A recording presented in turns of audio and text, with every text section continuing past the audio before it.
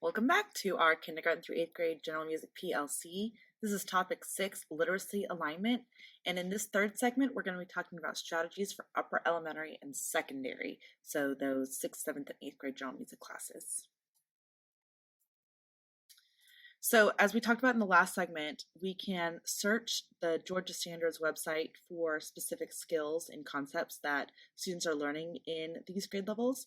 And a big one that connects with music is onomatopoeia. And there are a couple ways that we can incorporate this concept in the music classroom. First, we can provide them with various onomatopoeia and have them create sounds either using body percussion or finding instruments that match those onomatopoeia sounds. Alternatively, you can have students take an instrument and then create an onomatopoeia to describe the timbre of that instrument, which again directly relates to some of our music standards, such as describing the timbre using appropriate vocabulary. A fun thing that I like to do is have students in the older grades create riddles using onomatopoeia to describe instruments that they can either share with other students in their class or across their grade level. So one 4th grade class might create some to share with another 4th grade class, and the 4th grade class has to figure out what instrument they're doing. And this is also something you can do across grade levels. So the older students creating kind of riddles with onomatopoeia for the younger students in other grade levels to try to figure out. Another literacy concept that students are learning is the concept of alliteration, which we use a lot in a lot of our music songs. So you can use this concept to talk about vocal warm-ups, diction, and enunciation. And it's also a good springboard into creating original lyrics. So creative writing in the music classroom, alliteration is one kind of springboard idea for doing that. You can also have students create lyrics that fit into a existing rhythmic structure, such as a limerick, or you can have students create lyrics for things like the blues, and they have to create it within that blues structure of the 12-bar blues if you're teaching that kind of concept. So there's lots of ways that you can incorporate creative writing into your music instruction. Let's talk about direct literature connections. Again, I'm not going to reference any specific literature because each school has different resources, but here are some things you can think about when you're looking through your literature and how you connect it to your music instruction. I mentioned in segment 1 that I do a project with poetry where I provide the poems, it's usually children's poems, that I provide to the students, and then they have to figure out how to enhance it with their own interpretation, such as how to add movement to it, how to add dynamics to it, what tempo they want to do, if they want to do any movement props, if they want to add some instruments to it, to kind of make the poetry come alive. Again, you can do books about music, such as music composers, historical figures within music, music history. And with the older grades, you can kind of release some of that responsibility to the students, such as like doing a jigsaw protocol where you are perhaps teaching about different composers within a specific time period, again, connecting back to our music standards.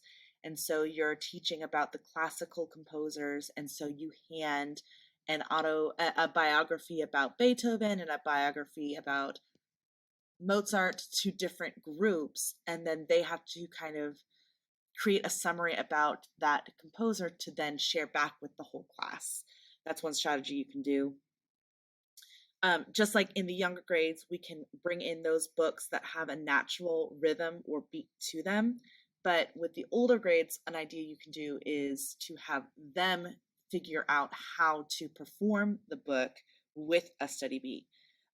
There's a great video going around about someone rapping one of these books, and so you can show that video to students and then have them create their own versions of how they would perform these books with a steady beat.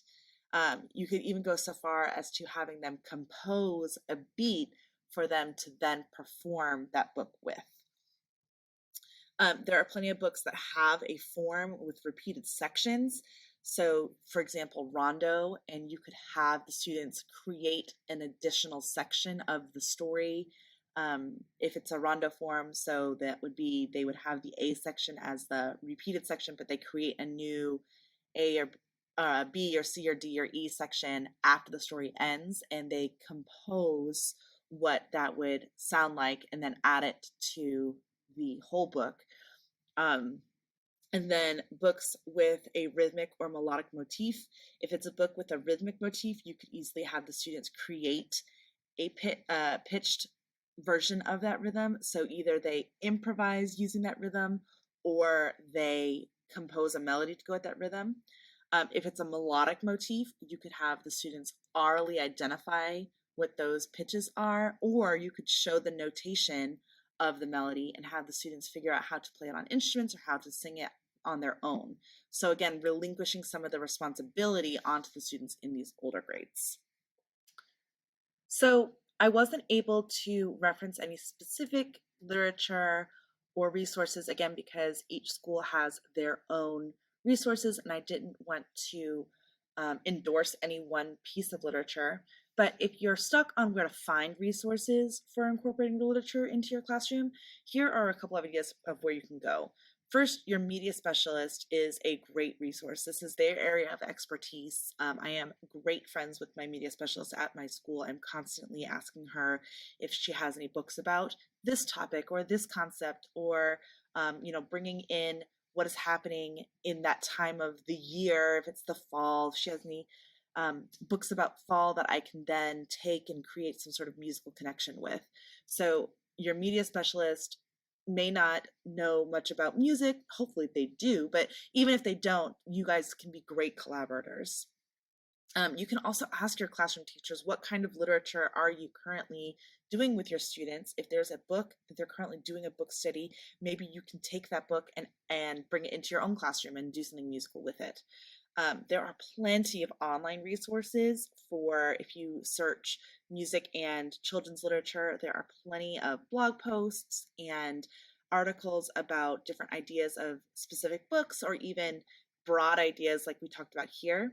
And of course, I encourage you to comment on this segment to share what you do in your classroom, what kind of literature you bring in, if there's any special projects that you do, and hopefully we can all share with each other and share some great ideas. So this has been Music and Literacy Connection.